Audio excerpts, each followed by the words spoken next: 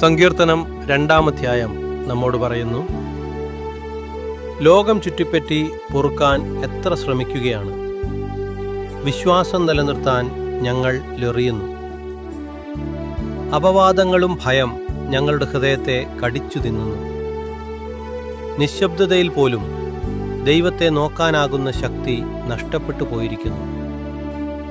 നാം തളരുകയാണ്. ഈ നിമിഷം ദൈവത്തിൻ്റെ കൈകളിൽ ഏൽപ്പിക്കാം. നമുക്ക് പ്രാർത്ഥിക്കാം.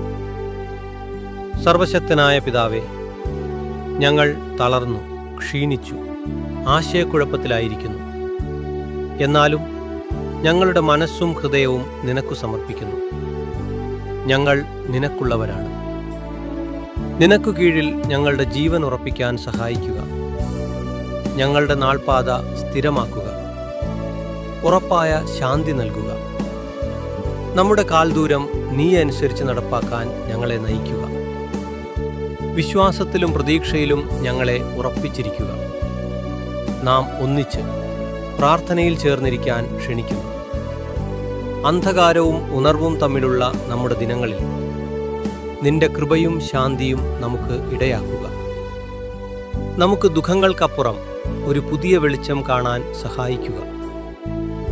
നിന്റെ പ്രതിജ്ഞകളും ദൈവത്തിൻ്റെ വാഗ്ദാനങ്ങളും ഞങ്ങളുടെ ജീവിതത്തിൽ നടപ്പിലാക്കട്ടെ. ഞങ്ങൾക്ക് സ്നേഹം, ദയ, കരുണ, ആനന്ദം നൽകുക. യേശുവിൻ്റെ ശക്തിയുള്ള നാമത്തിൽ ആമേൻ.